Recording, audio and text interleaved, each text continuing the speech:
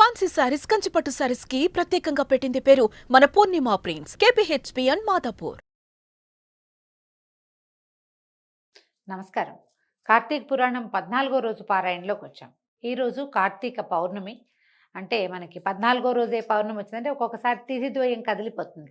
13వ రోజున 2 తిథులు కనపడుతున్నాయి. ఈ సంవత్సరం మనకి తిథులు కొంచెం దగ్గరగా ఉన్నాయి చూడండి. మనం చతుర్దశి, నరక చతుర్దశి, దీపావళి ఒకేసారి జరిపేసుకున్నాం ఒక రోజునే. అలాగే నిన్నటి రోజున 2 తిథులు ఉండటం వల్ల ఈరోజు 14వ రోజే కార్తీక పౌర్ణమి పుణ్య దివసం వచ్చేసిందండి. మనం ఈ 15 రోజుల పాటు ఏమీ చేయలేకపోయినా, అంటే ఉపవాసం ఉండలేదు, పొద్దున్నే స్నానం చేయలేకపోయాం, వేళకి దీపం పెట్టలేకపోయాము, ఎవరికైనా దాన ధర్మాధికాలు చేయలేదు, దేవాలయ దర్శనం చేయలేదు, కార్తీక పురాణ శ్రవణం కూడా చేయలేకపోయాము అనుకుందాం. ఈ 15వ రోజునైనా కార్తీక పౌర్ణమి నాడు తెల్లవారుజామునే స్నానం చేయటం, నది వాపి కుప్పతటాకాదులు లేకపోతే ఇంట్లో అయినా వేడి నీళ్ళు కాకుండా బోర్ వాటర్ ప్రిఫర్ చేయండి. కొంచెం వెచ్చగా ఉంటాయి, అంత చలేయకుండా ఉంటుంది.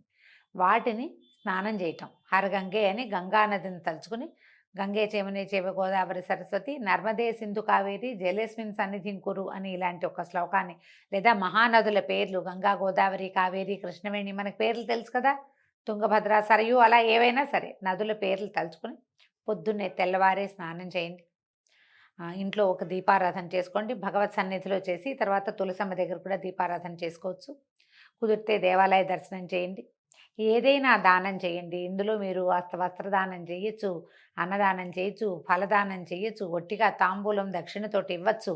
ఏదైనా నువ్వుల లడ్డు లాంటివి ఏమైనా ఇవ్వచ్చు. తీయని పదార్థాలు ఏవి ఇచ్చినా తప్పులేదండి. ఏది ఇచ్చినా మంచిది, అన్ని ప్లస్సే మనకి. ఈ దానాధికం ఏదైనా నిర్వహించండి. పగలు ఉపవసించి రాత్రి భోజనం చేయొచ్చు, లేదా పగలే కొద్దిగా భోజనం చేసి రాత్రికి అసలు ఇంకేం తినకుండా, పౌర్ణమి అంటే చంద్రుడు ఆకాశం మధ్యంలో ఉన్నప్పుడు ఇంకా ఆహారం తీసుకోకుండా ఒట్టి ద్రవ పదార్థాలు తీసుకుని ఉపవాసం చేసుకోవచ్చు. తర్వాత ఈ మామూలుగా మనం ఏం చేస్తున్నాం, మొత్తం మన తెలుగునాటంతా కూడా కార్తీక పౌర్ణమి నాడు 365 ఒత్తులు వెలిగించడం. సంవత్సరం అంతా మనం దీపారాధనలు సరిగ్గా చేసినా చేయకపోయినా, ఏదైనా ఇబ్బంది వచ్చినా, నెలసరి వల్ల 4-5 రోజులు మన ఇంట్లో దీపారాధన జరగలేదని అనిపించినా, దేనికైనా సమాధానంగా ఉంటుందని 365 ఒత్తులని ఒకేసారి తులసి సన్నిధిలో కానీ, దేవాలయంలో కానీ, లేదా మన ఇంట్లో దేవతార్చన ఎక్కడ చేసుకుంటామో అక్కడ కానీ ఒక చిన్న ముగ్గేసుకోవటము, తర్వాత దీపారాధనకి ఒక మన మట్టి ప్రమిదలో ఈ 365 ఒత్తుల్ని మధ్యాహ్నమే కొంచెం ఆవు నెయ్యి వేసి తడిపి ఉంచితే సులువుగా వెలుగుతాయండి, చక్కగా ఆహుతవుతాయి. దీపం చక్కగా నిలిచి వెలుగుతుంది. మేము ఈ అవకాశాలను బట్టి చేయండి. నెయ్యి చాలా మంచిది ఆవు నెయ్యితో చేస్తే. కుదరకపోతే కొంచెం ఆవు నెయ్యి వేసుకుని అది మంచి నువ్వుల నూనెలో తోటైనా సరే తడిపి దీపారాధన చేసుకోండి. భార్యాభర్త ఇద్దరికీ చెరుకొకటి అని పెట్టుకునే వాళ్ళు కొంతమంది ఉన్నారండి. వాళ్ళ పద్ధతి ప్రకారం చేసుకోవచ్చు. ఒక 365 ఒత్తులు మన ఇంటికి ఒక దీపం అని అనుకుని చేసుకున్నా తప్పులేదండి. చక్కగా అది కూడా మంచిదే. మేము ఈ అవకాశాలను బట్టి కార్తీక పౌర్ణమి పర్వదినాన్ని సుసంపన్నం చేసుకోండి. పురాణంలోకి వద్దాం. ఇవాళ 14వ రోజు పారాయణలో ఉన్నాము. అనంతరము అంబరీషుడు, అంటే సుదర్శన చక్రతాళ్ వారు వెళ్ళిపోయిన తర్వాత అంబరీషుడు దూర్వాస మహామునికి నమస్కరించి, ఓ మహాముని, నేను బహు పాపాత్ముడను, ఆకలితో ఉండి అన్నానికై ఇంటికి వచ్చిన నిన్ను అలసట పాలు చేసిన మందభాగ్యుడును, అయినా కూడా నా యందు దయతో మరలా నా ఇంటికి అతిథిగా వచ్చావు. దయచేసి నా ఇంట విందారగించి నా ద్వాదశి పారణని పూర్తి చేసి నా సర్వదోషాలను ఉపశమింపచెయ్యి అని పరిపరి విధాలుగా ప్రార్థించాడు. దూర్వాసుడు అంబరీషుడిని తన చేతులతోటి లేవనెత్తి, రాజా, ప్రాణదాతను తండ్రి అంటారు. ఇప్పుడు నువ్వు నా ప్రాణాలని కాపాడడం వల్ల నాకు పితృస్థానీయుడు అయ్యావు, తండ్రిగా భావించాలి. అయితే నిజానికి నేనే నీకు నమస్కరించాలి, కానీ బ్రాహ్మణులను, తాపసిని, నీకన్నా వయోవృద్ధుణ్ణి అయిన కారణంగా నా నమస్కారం నీకు కీడు కలిగిస్తుందే కానీ మేలు చేయదు. అందువల్ల నీకు నమస్కరించట్లేదని ఏమీ అనుకోవద్దు నాయన. నేను నిన్ను చాలా కష్టపెట్టాను, అయినా నువ్వు నాకు ప్రాణభిక్ష పెట్టావు. నీ వంటి ధర్మాత్మునితో కలిసి భోజనం చేయటం మహద్భాగ్యం నాది అని చెప్పి అంబరీషుడి యొక్క ఆతిథ్యాన్ని స్వీకరించాడు. ద్వాదశి పారణని అంబరీషుడితో కలిసి చేశాడు. తన ఆతిథ్యాన్ని స్వీకరించి విష్ణు భక్తుల మాహాత్మ్య ప్రకటనార్థం పరీక్షకునిగా వచ్చిన దూర్వాసుడు ఆ సత్కార్యం పూర్తి కావడంతో తన ఆశ్రమానికి తరలి వెళ్ళిపోయాడు. విష్ణు భక్తి కలిగిన వాడికి ఎలాంటి భగవత్ సాక్షాత్కారం లభిస్తుందో ఈ కథ వల్ల ప్రజలకి తెలియజేయటం కోసమే దూర్వాస మహాముని ఇతని అంబరీషుడి యొక్క ధర్మనిష్ట ఎలా ఉందో పరీక్షించి లోకానికి తెలియజేయటం కోసం దేవతల పనుపునే వచ్చాడని కూడా ఒక కథనం కనపడుతుందండి. పరీక్ష ముగిసింది, భోజనం చేసి ఆయన వెళ్ళిపోయాడు. కాబట్టి కార్తీక శుద్ధ ఏకాదశి నాడు ఉపవాస జాగరణలు చేసి, ద్వాదశి నాడు దానాదులను ఏదైనా దానం చేయటము, ఎవరికైనా భోజనం పెట్టటము, లేదా మోయనివ్వటము అంటే స్వయం పాకం ఇవ్వటము, దాన్ని అట్లా నిర్వర్తించి బ్రాహ్మణ సమేతుడై ద్వాదశి ఘడియలు దాటకుండా పారణం చేయటం వల్ల అన్ని పాపాలు అంతరించిపోతాయి. దానం చేసి భోజనం చేయమంటున్నారండి. అవకాశాన్ని బట్టి చెయ్యండి, ఎలా కుదిరితే అట్లా. ఈ పుణ్యగాథను చదివించినా, రాసినా, వినిపించినా, వినినా కూడా ఇహంలో సర్వసౌఖ్యాలని పొంది పరంలో ఉత్తమ పదాన్ని పొందుతారు. చెప్తున్న నేను, వింటున్న మీ అందరికీ కూడా మోక్షం లభిస్తుందని కార్తీక పురాణం చెప్తోందండి. తర్వాత చూద్దాం. పూర్వోక్త విధంగా సూతుడు వినిపించిన కార్తీక మహాత్మ్యాన్ని విని శౌనకాది ఋషులు, మహాభాగ కలియుగ కల్మషగతులు, రాగాది పాశయుక్త సంసారగ్రస్తులు అయిన సామాన్యులకి సునాయాసంగా లభించే పుణ్యమేది? అన్ని ధర్మాల్లోనూ అధికమైనదేది? దేవతలందరిలోకి దేవాధిదేవుడెవరు? దేనివల్ల మోక్షం కలుగుతుంది? మోహం దేనివల్ల నశిస్తుంది? జరామృత్యు పీడితులు, జడమతులు, మందులు, ధర్మ విచారణ సరైనదిగా తెలియని వారు అయినటువంటి ఈ కలికాలపు ప్రజలు తేలిగ్గా తెములుకుపోయే తెరువేమిటి అని అడిగారు. ఇది చూడండి, ఈ ప్రశ్నలన్నీ మన కోసమేనండి. ఎలా మోక్షం వస్తుంది? మోక్షం సంగతి పక్కకు పెడితే ముందు అసలు మనం ఎక్కడి వాళ్ళం, ఎక్కడి నుంచి ఎక్కడికి వచ్చాం, ఎక్కడికి వెళ్ళబోతాము, ఇదంతా ఎట్లా తెలియడం, మనకి ఎట్లా అర్థమవుతుంది? మనకు సాధారణంగా ఏం తెలుస్తుందంటే, చిన్నప్పుడంతా నన్ను హాస్పిటల్ నుంచి తెచ్చారని నమ్ముతాం. మనం హాస్పిటల్ నుంచి తెచ్చారు, అమ్మ గర్భము అవి మనకు అర్థం కావు. ఒక వయసు వచ్చాక తెలుస్తుంది. అమ్మా నాన్నలకి పుట్టామనుకుంటాం. ఈ అమ్మా నాన్నలకి పుట్టకముందు మనం ఎక్కడున్నాము అనేది మనకు తెలియదు. పోనీ మరణించారు తండ్రులో తాతలో మరణాలు చూస్తాం. మరణిస్తే వాళ్ళు కదలకుండా ఉండిపోవటము, వాళ్ళని తీసుకెళ్ళి ఎందులో అయినా కలిపేయటం, ఏమైనా పంచభూతాల్లో కలిపేస్తాము. ఈ పంచభూతాల్లో కలిసిపోయింది ఎవరు? ఇందులో ఇందుకు ముందున్న కదలికగా ఉన్నవాడెవడు? వాడెక్కడికి వెళ్ళాడు? అతను ఏం చేస్తాడు? అతను ఎక్కడ పుడతాడు? మళ్ళీ ఈ రకమైన విచారణ మనకి ఎప్పుడైనా ఉంటుందండి? ఏముండదు. అందులో సైన్స్ లేదు, సోషల్ లేదు, అంచేత మనం ఏ విచారణ చేయము. ఏ విచారము లేకుండానే సాధారణంగా 99% జీవులు కడతేరిపోతూనే ఉంటాయండి. పశుపక్షాది జంతుజాలానికి ఏమీ తెలీదు. వాటి జీవితం ఎలా ఉన్నాయో ఋతువుల ప్రకారం అవి ఏం చేయాలో అవి చేసి వాటి ప్రకారం వెళ్ళిపోతాయి. మనుషులకు ఋతువులు లేవు, బాగా విచారణ ఉంటుంది, ఎంతో కొంత, బాగా కాబట్టి కొంత ఉంటుంది కదా. ఈ కథ నడిపిస్తూ ఉంటాం. అప్పుడప్పుడు కథలో మనకి 2-3 సార్లు ఈ విచారణ వస్తుందండి. ఏదైనా ప్రసూతి వైరాగ్యము, తర్వాత శ్మశాన వైరాగ్యము కలిగినప్పుడు. ప్రసూతి వైరాగ్యం అంటే ఈ పిల్లలు పుడుతున్నప్పుడు ఆడవాళ్ళు చావు కేకలు పెడుతుంటే అప్పుడు ఒకసారి ప్రసూతి వైరాగ్యం వస్తుంది మనకి. ఎవరైనా మరణించినప్పుడు శ్మశాన వైరాగ్యం వస్తుంది.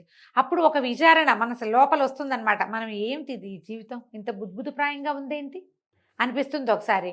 ఏమిటి, ఒక ప్రాణం పుట్టాలంటే ఇంకోటి చచ్చేంతకే బాధపడాలా అని కూడా అనిపిస్తుంది. కానీ ఆ క్షణం గడిచాక, సంతానం కలిగాక, పిల్లలకి శిశువును చూశాక ఈ ప్రసూతి వ్యవహారాన్ని తల్లులు మర్చిపోతారు, ఆ విని బాధపడి విచారించిన వాళ్ళు మర్చిపోతాం. శ్మశాన వైరాగ్యం తెల్లవారేసరికల్లా అన్ని పనులు వచ్చేస్తాయి, అన్ని రకాల పనులు. సమాధానాలు చెప్పాలి, వాళ్ళకి వీళ్ళకి చెప్పాలి, వచ్చిన వాళ్ళకి సమాధానం చెప్పాలి, ఇల్లు వాకిలు చూడాలి, కర్మకాండలో ఏమిటో అవన్నీ నడిపించాలి. అవి విచారిస్తూ కూర్చుంటామంటే విషయం నడవదు కదా. ఇక విచారణ లేదు, తాత్కాలిక వైరాగ్యాలు మాత్రమే వస్తాయి. ఈ వైరాగ్యాన్ని కంటిన్యూ చేయటం కానీ, దీని మీద పరిప్రశ్న మళ్ళీ మళ్ళీ మనని మనం ప్రశ్నించుకోవటం కానీ, ఎవరినైనా అడగటం కానీ మనం చెయ్యము. ఎప్పుడూ అత్యంత విషాదభరితమైన సంఘటనలు ఏవైనా జరిగినప్పుడు మనకి ప్రశ్నలు వస్తాయండి. ఆ ప్రశ్నలకి సమాధానాన్ని ఇట్లా ఏవైనా పురాణాల్లో మనం తెలుసుకోగలుగుతాం. మనంతటా మనకైతే ఏం ఆన్సర్లు రావండి, అన్నీ శేష ప్రశ్నలే ఇవి. మనకు అసలు అర్థం కాదు ఏం చేస్తున్నాము అని. అయితే ఇప్పుడు చెప్తున్నారు, మంచి ప్రశ్నలు వేశారని సూత మహాముని ఇట్లా చెప్తున్నారు. ఇలాంటి మంచి విషయాల గురించి ప్రసంగించుకోవటం వలన వివిధ తీర్థక్షేత్రాటన స్నానాల వల్ల, వివిధ యజ్ఞయాగాది నిర్వహణల వల్ల కలిగేటంతటి పుణ్యం లభిస్తుంది. ఇంతవరకు నేను మీకు చెప్పిన కార్తీక ఫలమే వేదోక్తమైనది. ఏమిటి ఇప్పుడు మనం ఇవన్నీ ఇట్లా డిస్కస్ చేయటం వల్ల ఏమవుతుందంటే, ఇవి వేరే వేరే ఊర్లు వెళ్ళి దేవతార్చన దేవాలయాలు చూసి అక్కడ తీర్థాటన చేసి స్నానం చేసి తర్వాత మన రకరకాల నది స్నానాలు చేస్తే ఎలాంటి ఫలితం లభిస్తుందో, ఇలా ఉత్తమ విచారణ వల్ల కూడా అలాంటి ఫలితమే లభిస్తుందట. వేదోక్తమైనది కార్తీక ఫలమే వేదోక్తమైనది. విశ్వానందకారకమైన కార్తీక వ్రతమే ఉత్తమ ధర్మము. కార్తీక వ్రతం అన్నిటికంటే ఉత్తమ ధర్మం, ప్రతివాడు ఆచరించవలసిందే దీన్ని. అయితే సర్వశాస్త్రాల్ని వివరించి చెప్పేందుకు నేను సమర్థుణ్ణి కాను, సమయము చాలదు గనక అన్ని శాస్త్రాలలోనూ ఉన్న సారాంశాన్ని చెప్తాను వినండి. విష్ణు భక్తి కన్నా తరుణోపాయము లేదు. ఈయన విష్ణు భక్తి గురించి చెప్తున్నాడండి. శివభక్తి కంటే కూడా తరుణోపాయం లేదు అనేది కూడా మనం ఇంకొక చోట ఇదే పురాణంలో వింటాం. దైవభక్తిని మించిన తరుణోపాయం లేదు, అది ఏ దైవమైనా సరే. అయితే ఈ దైవగాథల్ని వినేవాళ్ళు విగత పాపులై నరకదూరులై ఉంటారు. హరిహరుల ప్రీతి కోసము స్నాన దాన జప పూజ దీపారాధనాదులు చేసే వాళ్ళకి పాపాలన్నీ వాటికవే పటాపంచలైపోతాయి. అందుకని మనం ఏం చెప్తాంటే రోజు నిత్య దీపారాధన చేస్తారు, చాలామంది చేస్తాం. ఒకవేళ నిత్య దీపారాధన కుదరదు, చెయ్యరు. కార్తీకంలో ప్రత్యేకంగా దానము, దీపము, స్నానము ఇవే కదా విధులు కదా. కాబట్టి కనీసం ఈ కార్తీకంలో అయినా దీపారాధన చేసుకోవటం. ఇంట్లో కుదరకపోతే దేవాలయంలో దీపారాధన చేయి.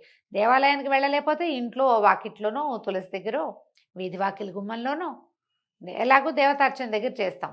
ఇలా చేయటం వల్ల ఏమవుతుందంటే ఈ సంవత్సరం అంతా చేయలేకపోయిన దాని సమస్య తీరి మనకి ఫలవంతం అవుతుంది మనం చేసినది.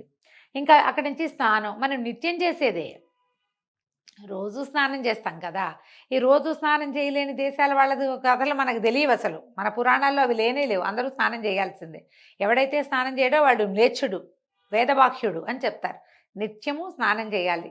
ఈ నిత్యం చేసే స్నానాన్ని ఏదో 8కో 9కో 10, 11కో కాకుండా ప్రాతకాలానికి ముందే గనక స్నానం చేసి, స్నానం చేశాక నువ్వు అలవాటుగా చేసేటువంటి దీపారాధనని తెల్లవారుజామునే సూర్యోదయాత్ పూర్వమే కనుక చేసేస్తే ఈ ఒక్క నెల రోజులు చెయ్యి, నువ్వు ఈ సంసార సాగరాన్ని దాటగలుగుతావు, సులువుగా ఈ కథని నడపగలుగుతావు. ఇది పనిచేస్తుంది. ఇది ఈ ధర్మం ఇలా నడుస్తుంది. రేపొద్దున ఫర్దర్గా ఇంకా సమస్యలు రాకుండా, జీవితం అంటేనే సమస్యలమయం కదా, ఇన్ని కెరటాలు రాకుండా ఏదో తేలికపాటి పిల్ల కెరటాల మధ్య ఉయ్యాలలుగుతూ జీవితం ముందుకెళ్ళిపోతుంది. అయితే కార్తీక సూర్యుడు తులారాశి యందుండే నెల రోజులు కూడా విడవకుండా కార్తీక వ్రతం ఆచరించే వాళ్ళు జీవన్ముక్తులవుతారు. కార్తీక వ్రతాన్ని చేయని వాళ్ళు కుల మత వయో లింగభేదరహితంగా అంధతామిశ్రం అనేటువంటి నరకాన్ని పొందుతారు. నరకాన్ని పొందుతామో పొందమో అది వేరే సంగతి అండి. పురాణంలో మాత్రం క్లియర్గా ఖచ్చితంగా మీరు ఇది తెలిసి, ఇది కార్తీక మాసం అని తెలిసి కూడా మీరు మాంసాహారం భోజనం చేస్తే నరకం తప్పదు. ఉల్లిపాయ తినకూడదు ఈ 4 పర్వదినాల్లో అయినా తిన్నాము, నరకం తప్పదు. స్నానం చేయాలని తెలుసు, లేచాం పొద్దున్నే ఏ ఫోనో చూసుకుంటూ కూర్చున్నాం, నరకం తప్పదు. అట్లా అన్నమాట. చేయవలసిన విధిని తెలిసి కూడా మానేస్తే తప్పకుండా నరకం వస్తుంది. తెలిసి ఎంతో కొంత చేయగలిగితే కొంచెం అందులోంచి బయటపడతామన్నమాట. కార్తీకంలో నదీ స్నానం చేసేవాళ్ళు, అందున కావేరీ నదీ స్నానం చేసిన వాళ్ళు దేవతలతో కీర్తించబడతారు, విష్ణులోకాన్ని చేరతారు. మనం గంగా, గోదావరి, కృష్ణ, ఎక్కడ తుంగభద్ర ఎక్కడైనా నదీ స్నానం చేయొచ్చండి. కావేరిలో చేసిన వాళ్ళు విష్ణు లోకాలకు చేరతారు. మిగిలిన నదుల్లో చేసిన వాళ్ళు కూడా తప్పకుండా పునర్జన్మరహితమైనటువంటి స్వర్గద్వారాలను చేరతారట. తర్వాత విష్ణువార్చన, కార్తీకంలో స్నానం చేసి విష్ణువార్చన చేసిన వాడు వైకుంఠాన్ని పొందుతాడు. కార్తీకంలో స్నానం చేసి లింగార్చన చేసిన వాడు శివసాయుజ్యాన్ని పొందుతాడు. ఈ వ్రతాచరణ చేయని వాళ్ళు 1000 సార్లు చండాలపు జన్మల పాలవుతారు. ఇది క్లియర్, అంటే చేయాల్సిందేనని బలవంతం కోసం చెప్పబడిన వాక్యాలండి ఇవి. సర్వశ్రేష్టము, హరిహర ప్రీతిదాయకము, పుణ్యకరము అయిన ఈ వ్రతాచరణము దుష్టులకు లభించదు. సూర్యుడు తులారాశిలో ఉండగా కార్తీక స్నాన దాన జప పూజాదులు చేసేవాళ్ళు సర్వదుఃఖ విముక్తులై మోక్షాన్ని పొందుతారు. దీపదానము, కంచుపాత్ర దానము, దీపారాధనము, ధన ఫల ధాన్య గృహాది దానాలు అమిత పుణ్య ఫలప్రదాలు. కార్తీకం 30 రోజులు కార్తీక మహాత్మ్యాన్ని వినినా, పారాయణ చేసినా, వినిపించినా కూడా సకల పాపాలు నశించిపోతాయి, సంపత్తులు సంభవిస్తాయి, పుణ్యాత్ములు అవుతారు. ఇన్ని మాటలు ఎందుకు? హరిహరులకు ప్రీతిపాత్రమైన కార్తీక వ్రతాచరణ వల్ల ఇహపర సుఖాలు 2 కూడా కలుగుతాయి. దీంతో 14వ రోజు పారాయణ పూర్తయిందండి. రేపు ఉదయం 15వ రోజు మళ్ళీ కలుసుకుందాం. నమస్కారం.